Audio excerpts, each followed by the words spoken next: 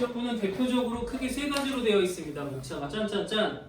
극한과 연속, 미분, 적분이고요. 미적분 2도 거의 동일해요. 미적분 2는 안 할 사람도 있기 때문에 그냥 언급만 하고 갈게요. 미적분 1은 필요할 것 같고, 미적분 2 같은 경우는 그 전에 몇 명 상담할 때 얘기했지만 수학으로 논술 같은 걸 내가 좀 해보고 싶다. 지금 봐서는 내신 망했다. 두 번째, 수능도 그렇게 전과목표 잘 나올 것 같지 않다. 농어천으로 좀 애매하다. 세 번째 방법이 수리논술이 있죠. 수학으로 보는. 그래서 논술을 하고 싶으신 분은 미적분 2하고 기하에 좀 방점을 찍어줘야 되고, 수학만으로 이건 대학 갈 수도 있을 만하다. 너 같은 경우는 뭐 아주대, 의대 몇 명이다 뭐 이런 얘기 해줬잖아. 그런 식으로 자기를 레벨업 할 때는 괜찮을 것 같다. 어쨌든 미적분 1은 우리로 치면 2학기 모든 애들이 다 2학기 때 할 것 같고요. 그리고 이것도 역시 수능범입니다. 여기서부터 이제 수능 얘기를 안 할 수가 없는데, 현재로는 지금 대수하고 미적분이 1이 나머지 선택이잖아. 이렇게 교대로 나와요. 홀수번은 대수, 짝수번은 미적분 이런 식으로. 공통이 22문제인데 지금 현재 11문제, 11문제 나오고 있는 상황이에요. 11, 미적 1이 우리 버전으로 치면 이거 11. 그 다음에 선택이 8문제가 나오고 있거든요. 근데 여러분들 세상에서 수능은 선택이 없고 모두 다 확통이죠. 그런데 그러면 그냥 똑같이 가나보다 생각하시면 안 되는 게 이게 선택으로 묶여 있어서 다르게 못했거든요. 근데 이제 선택이 깨졌잖아요. 다 하죠. 그러면 문제를 얘네랑 섞어요. 당연히 그럴 거 아니야. 섞어서 낼 수밖에 없어. 그래서 확률과 통계는 문제수가 좀 더 많을 것이다. 첫 번째 생각이 들고요. 그 다음에 그럼 얘네들은 기본 툴은 유지를 할 건데 확통으로 난이도 조정하기가 좀 어렵습니다. 물론 할 수는 있지만 따라서 얘네들은 기본적으로 레벨이 조금 올라갈 가능성이 있다. 전에는 그냥 요 정도 했었는데 이제는 레벨을 높일 만한 상황도 있다. 그럼 이렇게 따지면은 수능을 이렇게 개편한 의도성이 좀 떨어지죠. 수능 이렇게 개편하면서 자격 조건 좀 쉽게 수능은 누구라도 잘 볼 수 있게 이런 식으로 생각을 했는데 그렇게 나올지는 않을 것이다. 올해도 그렇죠. 영어 어려워가지고 수능 평가원장 잘리잖아요. 수능을 쉽게 낼 리가 없습니다. 수학이. 그래서 과정은 얘네들은 공통적인 과정이고 요거 섞어서 나오는 거 좀 생각해야 될 것이고 대수 미적분이 조금 어려운 문제도 나올 수 있을 거다. 자, 그럼 올 한 해 우리가 챙겨봐야 될 게 이거야. 각각 학교의 내신을 챙기다가 내가 쉬운 문제는 그래도 잘 푸는데 어려운 건 도대체 안 된다. 그럼 수능은 좀 쉽지 않다. 그치? 대신 생각을 고쳐먹으라는 거죠. 1학년 때 우리 학교 이러이러하다라고 생각하지 마시고 2학년 내신을 내가 뚫어낼 수만 있으면 수능도 괜찮다. 한번 얘까지도 트라이 해볼 수 있다라고 생각하시면 좋아요. 특히 미래는 변화가 많은 학년이라 난리가 날 거라 어떤 특정 분야 하나에서 잘하면 대학 가기 되게 쉬워. 그게 수능이어도 괜찮고 내신이어도 괜찮고 아직 안 나온 논술이어도 상관없어. 하나만 잘하면 돼. 그래서 어떤 걸 내가 잘할 수 있는지 생각을 해보시면서 진행하면 좋을 것 같고요.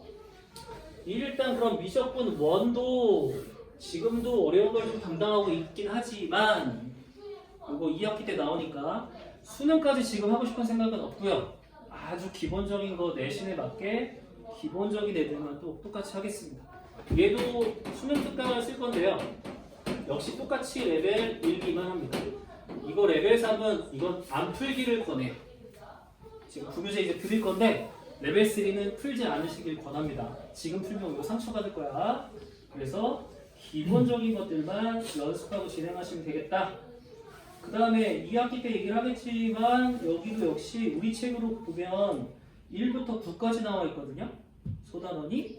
그런데 중간고사는 1부터 4나 1부터 5 정도까지가 중간고사로 끊길 가능성이 높다. 그럼 이것도 어렵죠? 뭐가 어려워? 미분은 2번 시험 봐요. 그죠? 미분은 중간에도 시험 범위에 들어가고 기말에도 시험 범위에 들어가요. 그 다음에 얘네들은 중간이 좀 쉽습니다. 기말이 어려워요. 따라서 중간에 성적이 폭망했는데 기말에 올리려고 불가능하다고 봅니다. 중간을 잘 봐야 돼요. 그래서 2학기 중간 잘 봐야 돼요. 쉬운 거는 미적분일은 2학기 중간, 대수는 1학기 기말이 좀 쉽다 그랬어. 그치? 그래서 중간고사를 잘 보고선 어떤 상황을 보는 게 좋지 않을까 하는 생각이 좀 듭니다. 요거는 기말보다 잘 보기가 쉽지 않아요. 진짜 어려워요. 그래서 중간고사에 힘을 좀 쓰셔라. 뭐 여름방학에 또 얘기는 하겠지만 그런 상황이 됩니다. 그래서 전체적인 흐름은 그렇고, 그 다음에 와부고는 이게 좀 독특해요. 현재로 보셨을 때 현재 와부고는요, 이제 지금 고2 되는 친구들은 흔히 말하는 이과문과라고 생각을 좀 바꿔볼게. 이과문과로 좀 바꿔보면 2학기 때의 수만 수투가 아니라 이과는 1학기 때 수투를 봐요. 즉 1학기 때 미적분위를 봐요. 와부고만이래요. 와부고만 1학기 때 대수랑 미적분위를 같이 봤어요. 그러니까 니네 학년서부터 2개 학기로 바뀌는 거예요. 달라지는 거야. 와부고는 다른 데는 그냥 이렇게 봤는데, 그런데 와부고는 문과 친구들은 1학기 때는 대수를 보고 2학기 때 미적분위를 봐요. 자, 이게 무슨 말이냐? 와부고는요 2학년 동안에 미적분 시험지가 2종류가 나와요. 1학기 때 미적분, 2학기 때 미적분. 시험지가 2개가 생산이 됩니다. 그럼 기출 다뤄야 될 게 당연히 더 많겠죠. 다른 학교보다 2배로 나올 테니. 그래서 기출 분명히 풀었는데 또 기출이야. 뭐지 이거? 둘이 다르다. 그럼 아무래도 이게 어려울까? 이게 어려울까? 이게 어렵겠죠. 그래서 와보고는 일단 기출을 본다 그러면 2학기 때 보는 미적분율 시험을 좀 보시는 게 좋을 것 같다. 기출이 좀 많다. 이렇게 이해해드릴 수 있을 것 같아. 자, 들어가 볼게. 오늘은 너희들한테 극한이라는 걸 좀 얘기를 해줘야 되는데, 극한이라는 말을 2번 만나게 될 거예요. 어떤 사람은 미적분 1에서는 함수의 극한이고요. 나중에 미적분 2에서는 수열의 극한이에요. 느낌 있으시겠지만 옛날에는 그냥 한 단원이었어요. 불리한 거예요. 그러니까 지금 이거 해두면 미적분 2 듣는 사람은 또 그냥 극한 또 나오는데 보시면 됩니다. 그때는 수열 가지고 극한을 배운다 라고 이해해 주시면 될 것 같아요. 함수의 극한. 그래서 여기는 함수를 가지고 얘기를 많이 할 거다. 자, 극한이니까 먼저 뭐 해야 되냐면 엄청나게 가까이 다가간다는 걸 생각을 해야 돼요. 좀 상상력을 발휘하세요. 엄청나게 가까이 다가간다. 근데 다가간다니까 닿는다 안 닿는다? 닿진 않는다. 우리 엄청나게 가까이 다가가는데 닿진 않는 거 전에 한번 했는데. 그렇지. 이게 점근선하고 같은 개념이야. 근데 공교롭게 미적분어에서는요 점근선이라는 얘기는 거의 안 써요. 그걸 다 극한이란 말로 바꿔서 갈 겁니다. 아셨죠? 요거는 점근선이라는 말은 쓰지 않고 그냥 가까이 다가간다 이런 상상력을 좀 발휘하는 녀석으로 갑니다. 자, 그럼 함수니까 함수는 그래프죠. 그래프면 x축, y축에 표시를 하게 될 것이고, 한없이 가까이 다가가려면 2종류가 있을 거예요. 하나는 이런 어떤 x의 a로 다가갈 때 얘보다 큰데 큰 거를 유지하면서 a에 다가가는 방법. 다른 것은 너보다 작은데 작은 걸 유지하면서 a로 다가가는 방법. 2가지로 나눌 겁니다. 자, 이 안에 기본적으로 들어있는 건 뭐냐? A에 도달했다 안 했다? 안 했다야. A로 다가가는데 A로 도달하지 않은 거다. 근데 A에 도달한 거는 우리가 이미 배워놨어. 옛날부터. 그게 바로 FA. 수도 없이 썼던 거. 그럼 요게 이제 미적분 1에 오니까 새롭게 명칭을 좀 부여해야겠지. 이미 알고 있는 건데 얘는 도달 그냥 한 거야. 여기 값. 그래서 이건 함수값이라고 하자. 이 이미 알고 있는 건데 이름 하나 더 얹어준 거야 얘들아. 새로운 게 아니야 이거는. 얘네들은 지금 도달하는 걸 얘기를 해야 되니까 이미 가지고 있는 값이 필요해. 그게 함수 값이야. 자, 그 다음에 큰 거를 유지한다고 했으니까 얘가 수직선상에서 오른쪽이 큰 게 맞잖아. 그래서 이 큰 걸 유지하는 걸 오른쪽에 있다고 해서 우극한이라고 하고, 당연히 한글이니까 기호가 필요하지. 그래서 뭐가 좋을까 하다가 A에 이렇게 플러스하고 센터. 어떤 사람은 A에 플러스라고 쓰기도 해. 좀 상관없이 쓰거든. 그러니까 글씨 이쁜 방법으로 알아서 쓰면 됩니다. 외국 책이 약간 이렇게 써서 이게 좀 이쁜 것 같아서 쓰는데, 이렇게 쓰든 상관없어. 옛날에는요, 또 이런 얘기 하는데, 쌤이 배울 땐요, 옛날에는 여기에 0이라는 걸 붙였었어. 얘들아, 플러스 0 하면 어때? 값이 변해 안 변해? 안 변하잖아. 그냥 상징적인 의미잖아. 근데 0 쓰는 것도 귀찮아가지고 요새는 뺐어. 그래서 옛날 책에 보면 이렇게 쓰는 경우들도 있다. 옛날 책에는, 이건 옛날 책인 거고, 최근에는 플러스를 우극한이라고 쓰고, 그럼 당연히 이건 왼쪽에서 작은 걸 유지하니까 뭐겠니? 좌극한일 거고, 기호도 연속동상에 있으니까 얘는 A에 뭐라고 쓸까? 마이너스라고 쓰겠지? 이걸 좀 마이너스를 크게 써도 상관은 없다고. 그거 가지고 시비 걸진 않는다고. 그러면 결국 이게 무슨 말이냐? 이 x가 x가 같다는 아니야. 다가갈게. 이렇게 쓰면 x가 a한테 다가가. 근데 큰 걸 유지하면서 가. 이걸 줄여서 뭐라 불러? 우극한이라고 할게. 됐지? 똑같은 표현이죠. x가 다가가. A보다 작은 걸 유지하면서 가. 왼쪽에서 가. 이걸 좌극한이라고 할게. 근데 제가 다가가는데 뭐에 관심이 있냐면 fx에 관심이 있는 거야. fx에 관심이 있는 거야. fx는 x값이야 y값이야? y값이잖아. 결국 x가 이렇게 다가가는 데 있잖니? 그 녀석의 y값에 내가 관심이 있어. 이 뜻인 거야. 그럼 이것도 다가가겠지? 그렇지? 얘도 등호는 아닐 거야. 다가갈 거야. 그래서 얼마 다가가. 그럼 하나 만들어 볼게 돼. 여기 1이라고 하는 녀석이 있고 여기 2라고 하는 녀석이 있을 거야.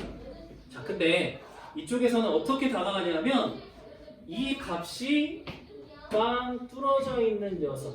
우리 부등식 할 때 기억날걸? 3이 들어가면은 3에 색칠을 해 안 해? 했지. 3이 들어간 거잖아. 그러니까 여기도 그걸 받아서 이렇게 빵 뚫려 있어. 색칠이 안 되면 1이 안 되는 거야 아직. 반면에 이거는 이렇게 색칠을 하면 야 이건 2가 되는 거야 라고 해서 이런 식으로 그림을 그려볼게. 이해되지? 색칠이 안 되어 있는 건 빵 뚫려 있는 거야. 색칠이 되어 있는 건 값이 존재하는 거다, 그죠? 이렇게 만들어 보면 이전에 우리가 배웠던 개념으로 만들어 보면 지금 x가 a라는 곳에 큰 걸 유지하면서 a를 향해 갔을 경우에 그 아이의 y 값은 어디를 향해 가고 있지? 1을 향해 가고 있지. 또 하나, a라는 걸 가까이 갈 건데 a보다 작다는 걸 유지하면서 가면 그 아이는 y 값이 어디를 향해 가고 있지? 2를 향해 가고 있지. 됐어요? 자, 이 안에 지금 들어있는 내용이 뭐냐? 기반으로 깔고 있는 게 뭐냐? 너희들 머릿속에 만들어야 되는 게 뭐냐? 이 둘이 다를 수 있다는 점을 주목하고, 다를 수 있다는 거에서 끝나면 안 되고, 그리고 계속 질문하는 거지. 오른쪽 극한, 우극한은 얼마야? 좌극한은 얼마야? 이렇게 물어보는 거고, 또 하나, 아까 얘기했죠? 이건 다가가는 개념이었잖아. 그런데 다가가는 게 아니라 그곳에서의 값, 그게 바로 이거라고 했잖니. 지금 여긴 A는 그곳에 색칠하는 값이니까 얼마라고 써야 돼? 2라고 써야 되니까 오늘 할 일은 뭐냐면 문제를 막 푸는 게 아니라 머릿속에 이 공간을 만드는 거예요. 다를 수 있다. 우극한, 좌극한 함수값이 다를 수 있다는 생각이 중요해요.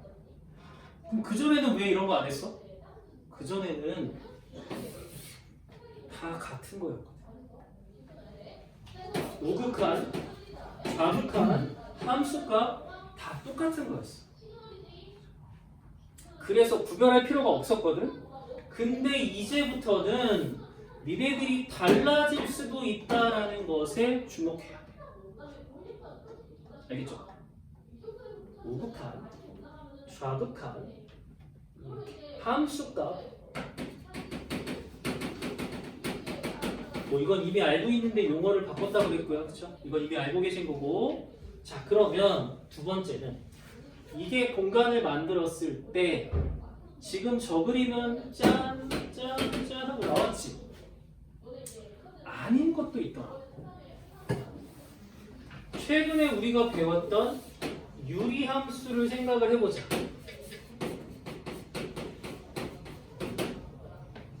x분의 한쪽만 그릴게요.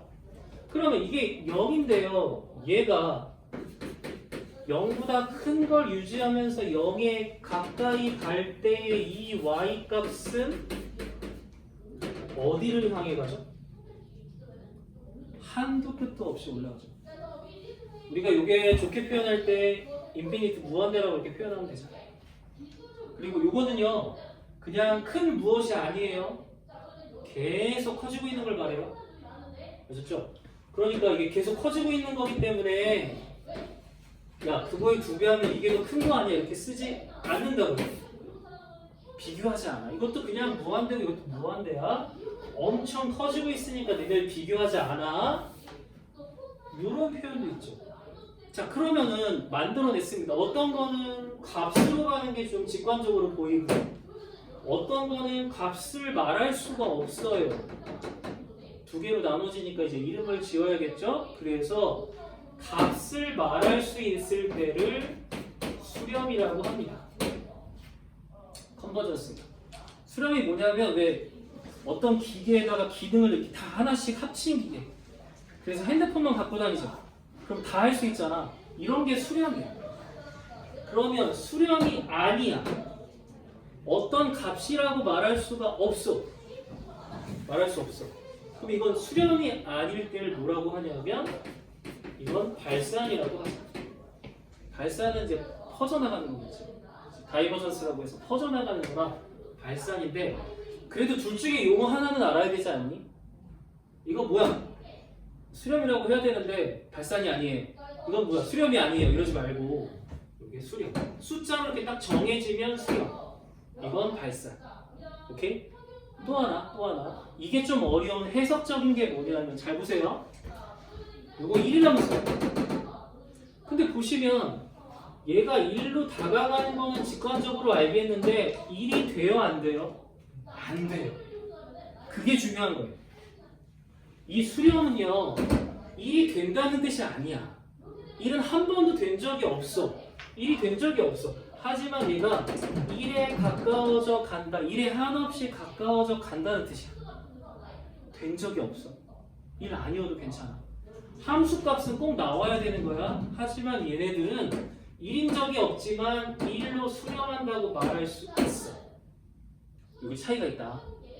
그리고 이렇게 수렴하는 녀석은 값이 있으니까 너를 수렴값 또는 극한값 값이 있으니까 라고 불러줘요. 당연히 발산한테는 값이란 말을 쓰지 않아요. 수렴하는 애들한테만 이런 말을 붙이고 그러면 이건 우극한이라고 하지 않았어? 최종적으로 그러니까 얘는 우극한 값 공간 만들어야 돼. 그럼 이 친구는 좌극한 값 만들어야 돼 얘들아. 만들어야 돼. 자 그러면 공간을 만든 다음에 우리가 할 일이 이거야. 우극한 값 있어 없어? 수렴해 안 해? 수렴해. 1로 수렴해. 극한 값 있어. 다 똑같은 말이지. 그치? 좌극한 값 있어 없어? 있어. 수렴한다는 뜻이니까 있어. 근데 우리 머릿속에 기억해야 될 게 뭐야? 우극한 값하고 좌극한 값은 있지만 둘이 같아 달라? 다르지.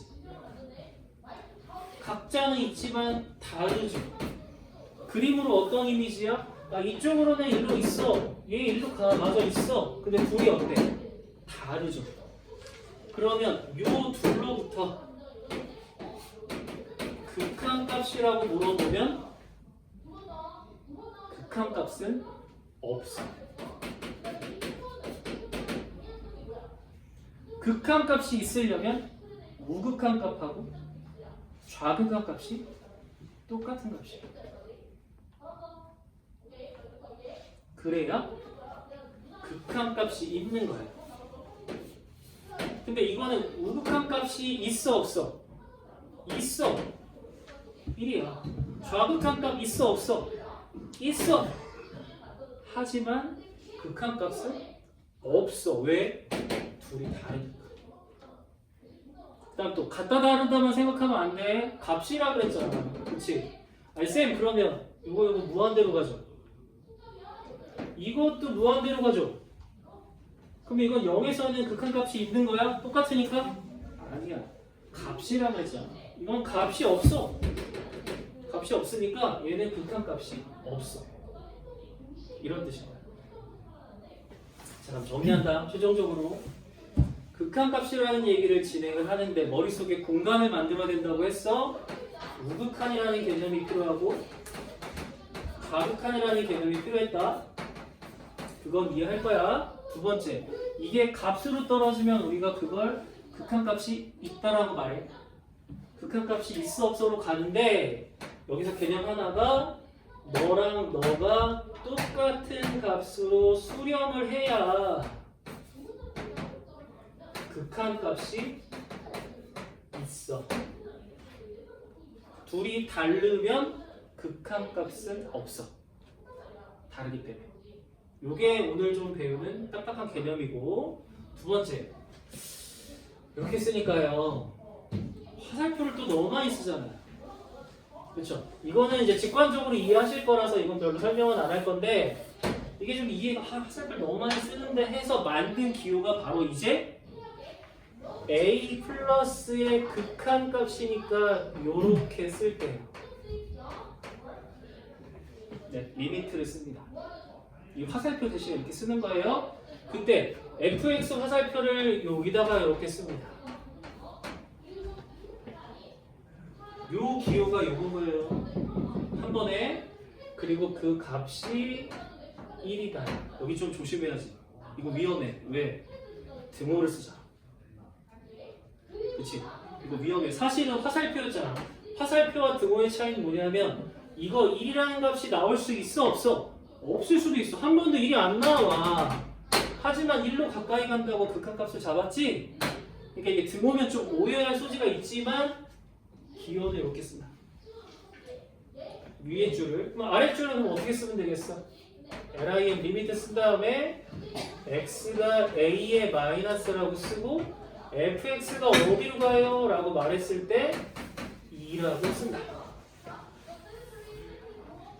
우극한, 좌극한, 그치? 자, 그 다음에 이 친구 이건 뭐냐면요 플러스랑 마이너스를 탈락시키는 걸 말해요. 자, 이거는 우극한 있어요. 수렴해요. 좌극한 있어요. 수렴해요. 그런데요 둘이 달라요. 그래서 플러스랑 마이너스를 탈락시킨 극한값은 없어요.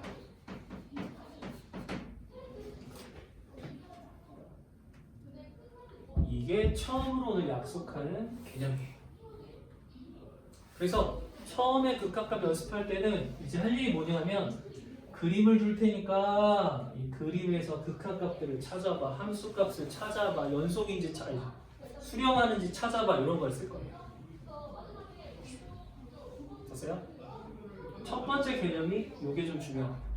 머릿속에 공간을 남기셔야 돼요. 꼭이요. 꼭 머릿속에 공간을 남기셔야 돼. 수렴 아닌 걸 발산이라고 해요. 잠깐 쉬었다.